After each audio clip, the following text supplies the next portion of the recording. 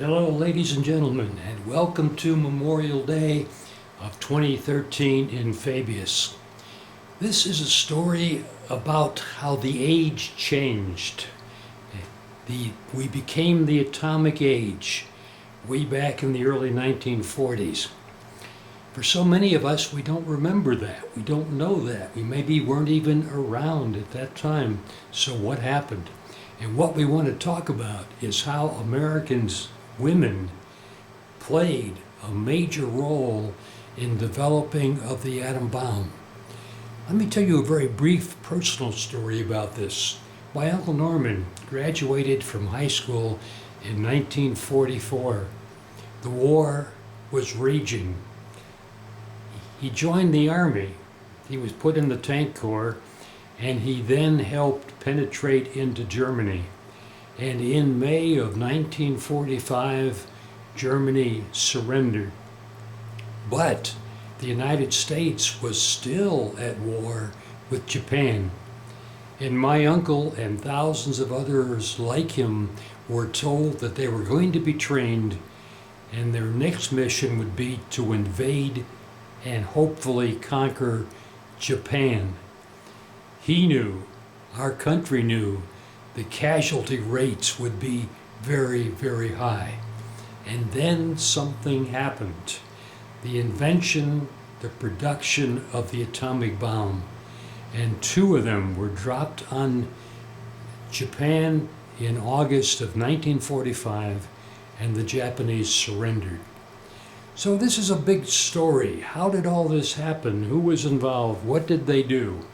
And many of the things I'll be telling you about today came from this book that just came out, The Girls of Atomic City, the untold story of the women who helped win World War II. Women helped win World War II in Oak Ridge, Tennessee. That's right. That's our story. Well, here it shows a shift change at Oak Ridge, but it wasn't called the Atomic Energy Factory. It was called the Clinton Engineer Works, because everything about this particular place could not be talked about. At one point, they had as many as 75,000 people working here, and yet this city did not appear on anybody's map. If you worked here, you could not talk about your job. All these women here could not talk to each other about what they did. They had code names for things. The atomic bomb was never called that. It was called the gadget. Scientists had fake names that they used. When they talked about element number 94 in the chemistry, they reversed that. They talked about element 49. So everything here was to keep the lid on, not let anyone know, even the people working here, not let them know what they're really doing. But I want to call your attention to some very important women here. In 1934, there's no picture here, a woman called Ida Noddick, a physicist working in European laboratories, and she came up with the idea that if one were to take a nucleus, or one were to take an atom of an element and bombard it with a particle called a neutron, that it may be possible to break that nucleus away, to break it apart. She said that in 1934. And most of the scientists did not believe it, and they had unfortunate things to say about her. She published a paper, but many people made fun of it. What do you mean you can take the nucleus of an atom and break it? You're crazy. Here's a picture of a scientist named Otto Hahn on the right, and in his laboratory is a woman named Lise Meitner on the left. And you can see they're working hard on something, and what they're really doing is studying the element uranium.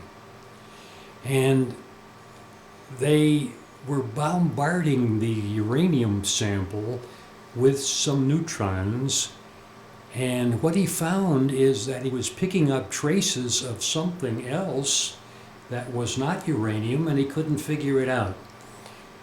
Well, Lee Meitner had just essentially fled from this laboratory in Austria.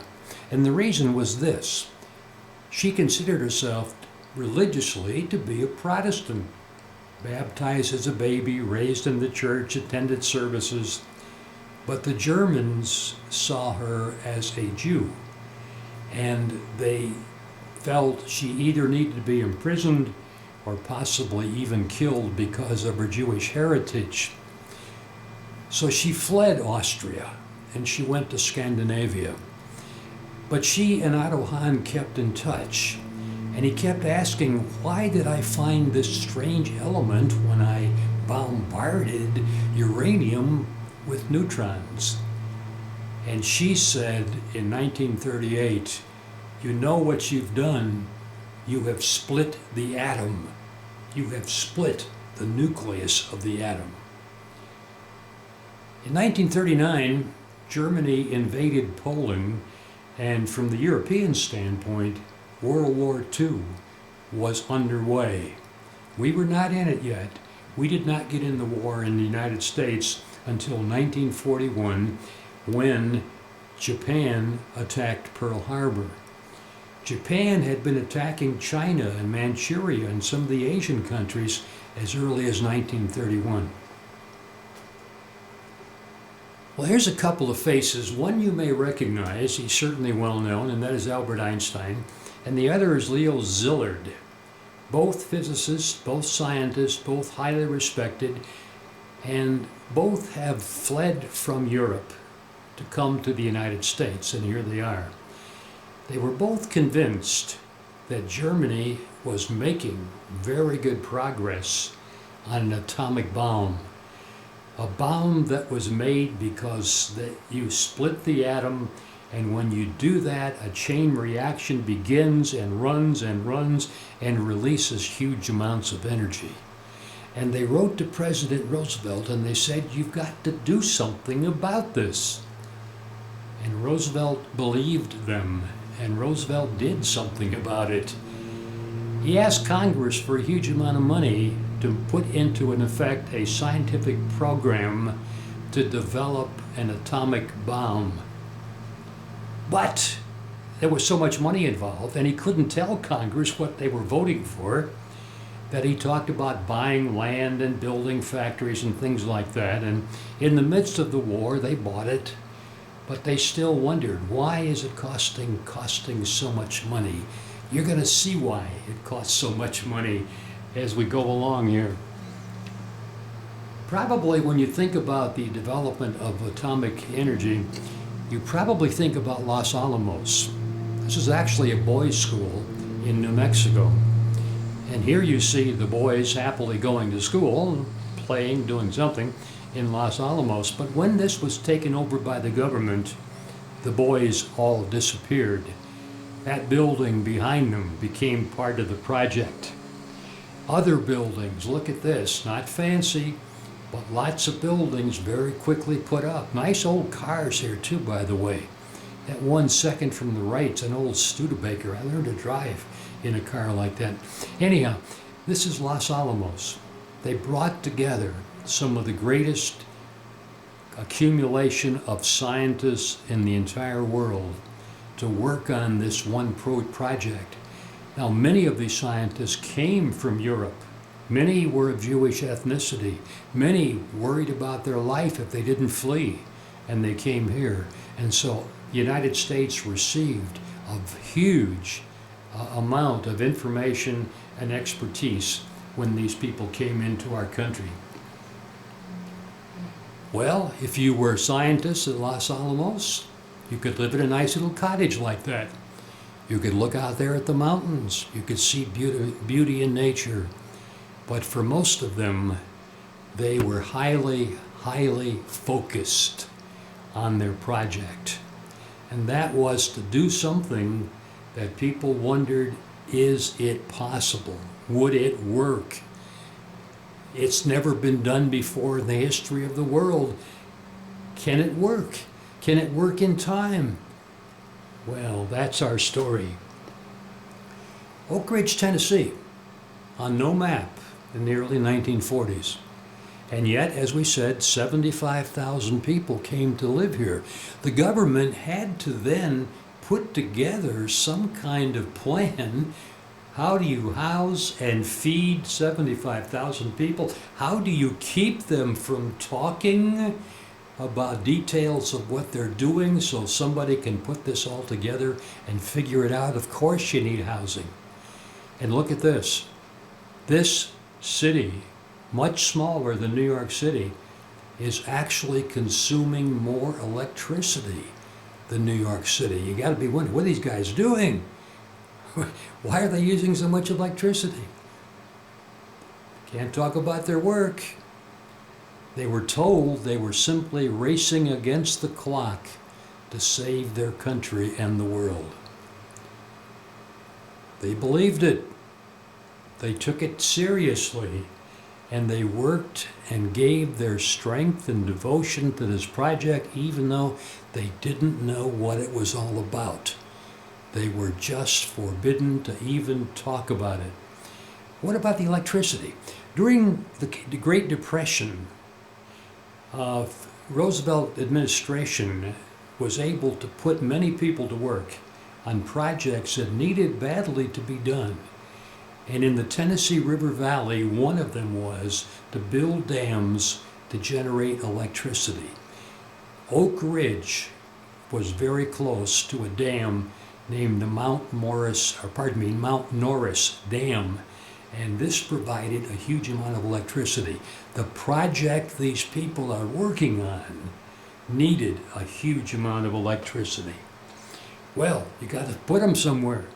Well, as you can see, there is a lot of houses there.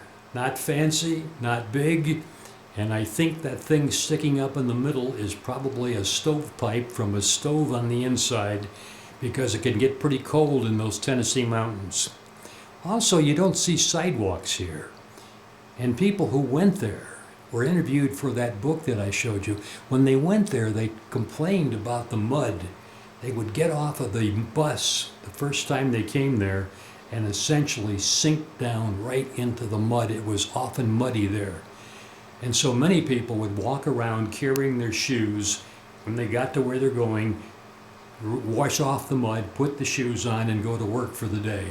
So mud is something that they look back on as a distinguishing characteristic of Oak Ridge, Tennessee. Well, some of these people got mobile homes, trailers maybe you want to call them. Look at the picture. If you think that's elegance, that's the amount of elegance you're getting. Well, families were here. And husbands, wives, children, they were recruited many times around in the Tennessee hills. Many wanted a job, needed a job, and here it is. They were glad to come in and get to work. And so this is where they lived. For those people who got a bigger home, well, you can begin to see the kind of luxury these people have. And here they are. This is going to be joined with some other half that looks like that. But this is what some of these homes look like, housing these people. Well, you got 75,000 people all of a sudden. You know the old Army saying, hurry up and wait. Well, that looks like that's what's happening here. These people on the left are waiting for something to happen at that window. And for those people who are waiting in line, they're taking a rest. The right side looks like the post office. But again, these people are really not allowed to move around, to live someplace else, to go home and come back. The government is so worried that there could be German spies around, Japanese spies around, who could somehow give information that would be critical to what this project is about. Well, many of these people here are women, as you can easily see. Now bear in mind, we're talking about a city that really began to exist in 1943. They began to build the buildings, and that took a while. And so the working time of this particular place here is like 1944 until the mid-1945. Also, bear in mind, this is the pre-computer era. You don't see electric typewriters or computers here, old-fashioned typewriters, but this is the pre-computer era. These women here are keeping huge amounts of records, apparently, and look where they're stored. You see shelves, you see lockers, you see folders. They somehow must keep these files someplace so they can be retrieved. And that must have been difficult. And that took many, many people, and many of them here, as you can see, are women. So they're contributing to the effort as they're working along. Well, here's some women doing what looks like cleaning job, and indeed that's the case. But it's not what you think. They're actually working to save enriched uranium.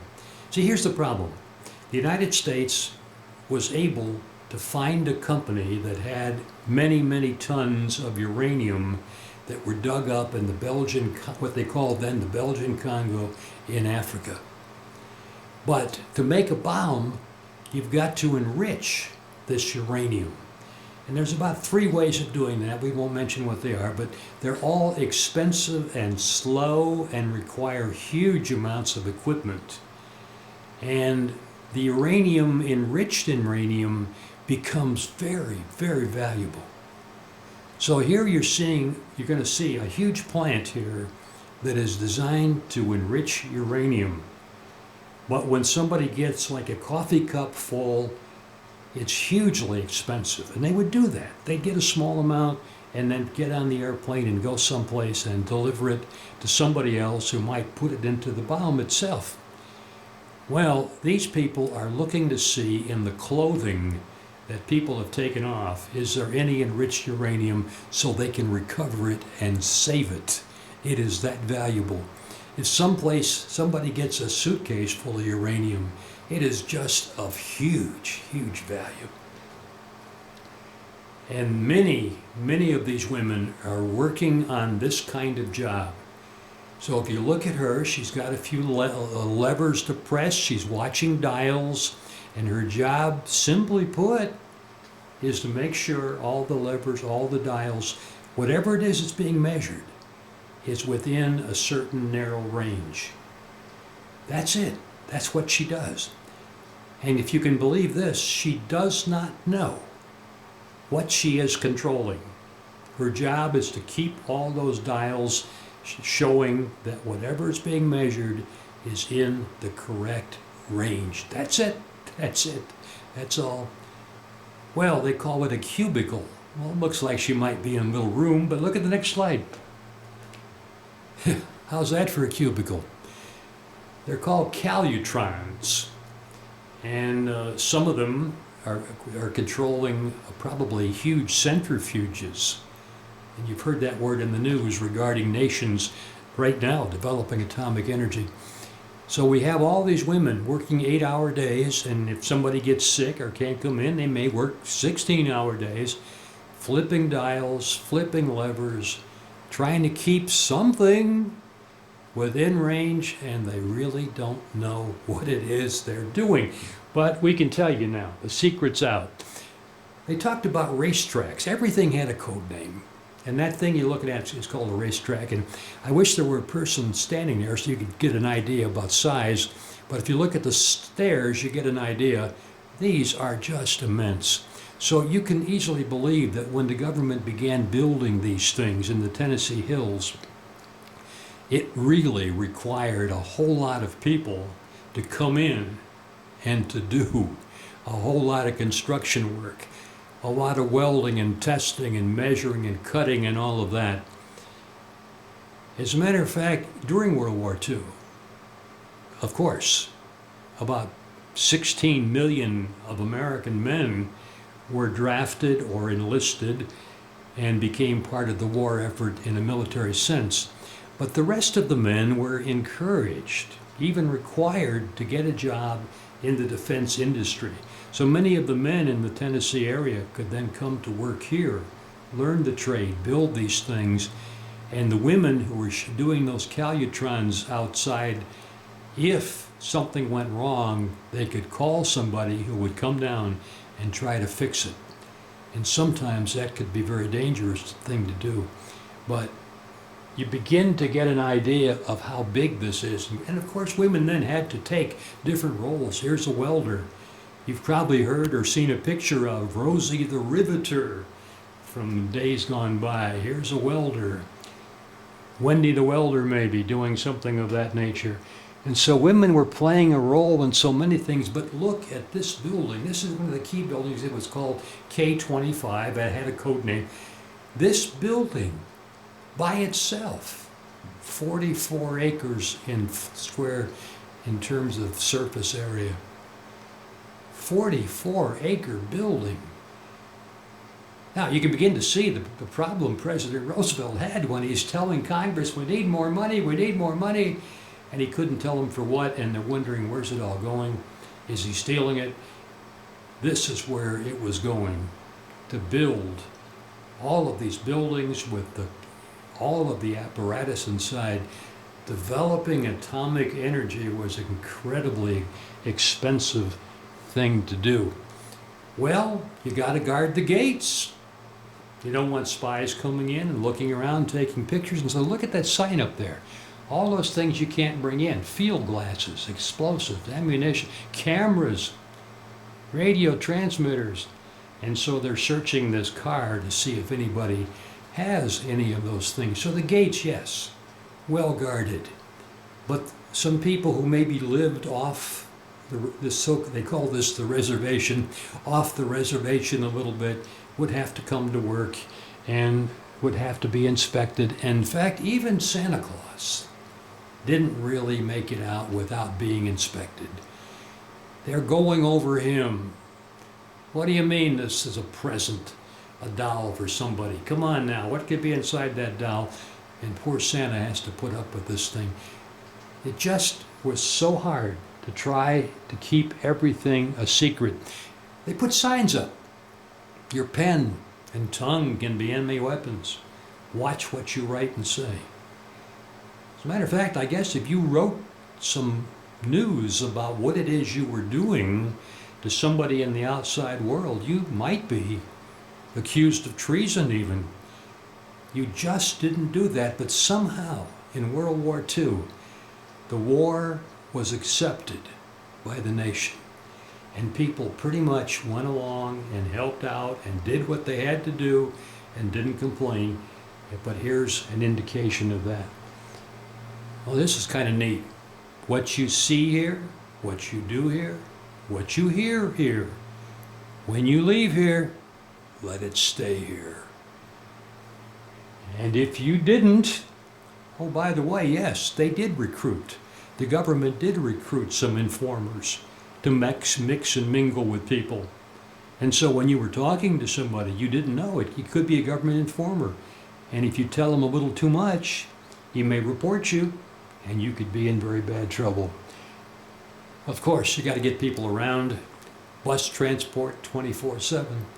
They had really one of the largest bus services anywhere because they had all these people to transport.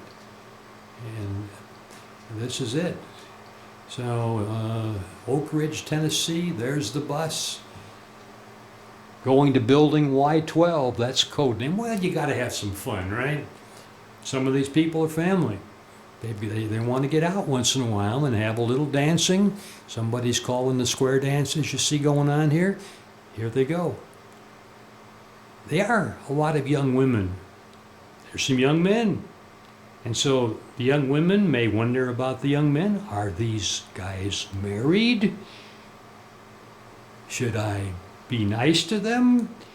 Or maybe they're already taken, that kind of thing.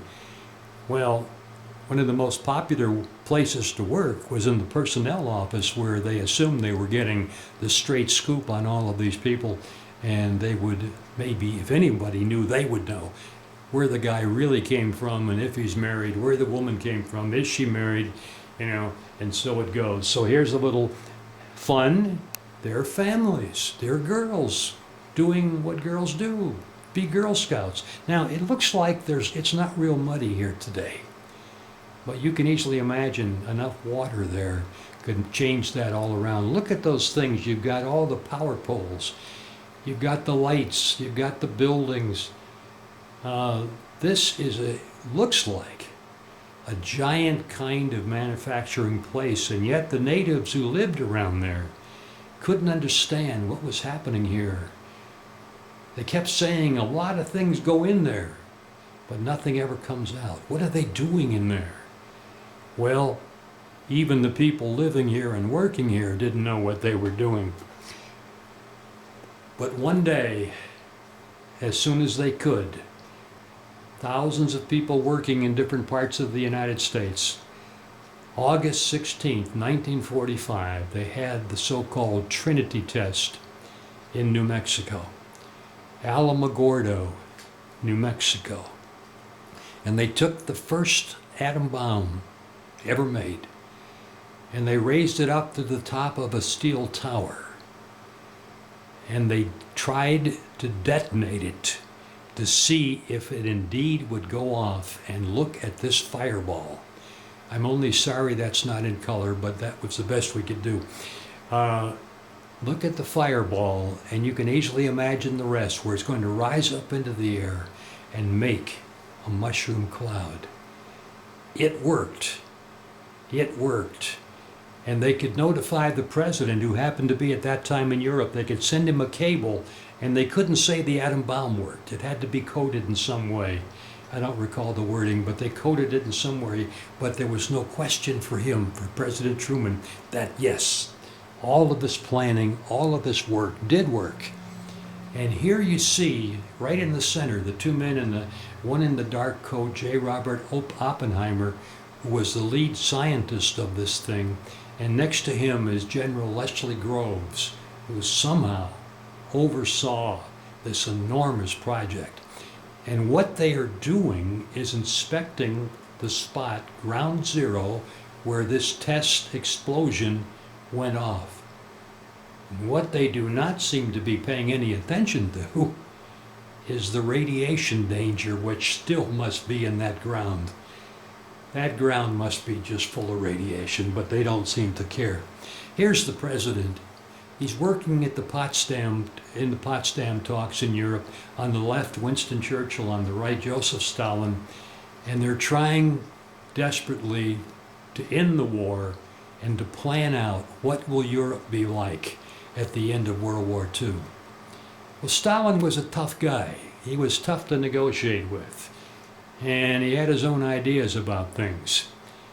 But when Truman got the telegram, he got a little tougher with Joseph Stalin. And one day he told him, yes, we have set off a weapon of mass destruction unlike anything the world has ever seen. Well, he said Stalin didn't look very surprised. And as a matter of fact, I think he didn't, because Stalin had some spies in the project, and he pretty much knew exactly what was going on, so he didn't really have to be told. But this was something. Well, then we have, as we said, in May, Germany surrendered. Surrounded by the Russians, surrounded by the Allies, there was no way out. Hitler committed suicide. It was really the end, and they surrendered. But then as the United States looked to Japan, and they began to think, our casualty rates are going to be enormously high. Now, the United States, the Allies had been bombing Japanese cities at that time, the summer of 1945. And many of the Japanese buildings were made of flammable material like wood, even some kind of paper-like structure. The Allies found a way of combining petroleum with other kinds of things that would burn rapidly and bombing the cities with that, and it would cause enormous fires and would really cause a whole lot of death. So the Japanese were enduring that. They were losing so many people, losing buildings, and really suffering. Well, President Truman said, yes. You've got 2 bombs, a third one we can probably make pretty quickly. Let's drop it on Japan. Let's do that. On the left, you see a man named Paul Tibbets. I don't know if they told him until just before he took off that his B-29 on the right there contained an atomic bomb. I know they told the crew just before they took off that they were going to be flying with an atomic bomb. And so Tibbets took off. He called his plane the Enola Gay. It was named after his mother. The date is August 6th, 1945, and the target is Hiroshima. Here's the bombs. The top one is called the Little Boy. I'm not sure they're shown to scale here. And that's the one they dropped on Hiroshima. The bottom one is a plutonium bomb that they dropped on Nagasaki 3 days later, and they call that Fat Man for obvious reasons. These had to be armed in flight. So somebody had to do whatever was required, and they were actually detonated in 2 different ways. And one of these ways had never been tested before. So would it work? Would it work? Would it work? Well, it worked. This is Hiroshima, the death city. Someone standing on the walls of a school, the walls had not fallen down, looked and took a picture of Hiroshima from this position. And as you can see, it is just almost completely level. There's still a few structures standing there, and here's one of them. If you see that building, that's a school. And this woman here, her name is Katsuko Harib, was a teacher there. She was only 650 feet from ground zero, but the concrete walls of that school somehow protected her. But I have to tell you this. Yes, many people died quickly, immediately when the bomb was dropped. Many survived. They thought they were okay. And they walked around finding things, looking for people, whatever it is they were doing. A local doctor there was treating them because he saw they became ill. And more of the people, his patients, became ill, and many of them died long after the bomb was dropped. And he didn't realize until later what he was seeing is the effect of radiation. Well, the Japanese, you can easily guess, realized that something has happened here, that something has happened, that it is different. It is just completely beyond what we've ever seen before. And so the Emperor Hirohito went on the radio. The Japanese people had never heard his voice before. They saw him, they worshipped him, they admired him, but they never heard his voice. And here is the emperor on the radio telling his people, now it is time to bear the unbearable, to think the unthinkable, meaning now it is time to surrender. And after seeing this bomb on Hiroshima, 3 days later, the one on Nagasaki, the people accepted it because the emperor said it, but also because they could realize there is a dangerous weapon here unlike anything the world has ever seen before. And this is how this era came about. A few facts about World War II, 1939 to 1945, and for us, 1941 to 1945. But 16 million Americans joined the fight. 400,000 lost their lives. I don't know how many were injured and maimed by this terrible war.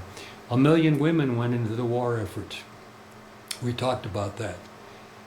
Overall, over the entire war, all the different nations, about 80 million military and civilian deaths. And as many people know, about 6 million Jews were killed during World War II. Again, look at these dates. 1934, Ida Nodak suggests splitting the atom is a possibility. They laughed at her. The scientists laughed at her. Lisa Meitner realized that Hahn did this and told him in 1938. almost to start, almost to the beginning of World War II. And Trinity Test in New Mexico happened, there you have it, 1945. It's like these great events are just all squeezed together. Einstein's letter to Roosevelt, 1939.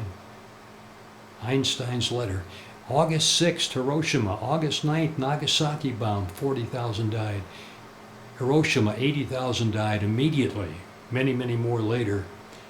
But look at this. When the Allies got into Germany and began to examine Germany's atomic bomb project, what they discovered was Germany was not making very much progress. They just weren't making much progress. It wasn't happening. So this incredible effort in our country, the motivation for doing that was to counteract Germany, who people thought were making great progress. They weren't. And I think one of the reasons here is that many of the people in physics that Hitler needed to do this were Jewish. And they left the country if they could, or some of them were simply killed. Well, thank you, ladies and gentlemen. We hope that you learned something and hope that maybe you enjoyed seeing this. And we want to pay attention and honor those people, men and women, in the service, in the sciences, who have helped to make us safe over the years. Thank you.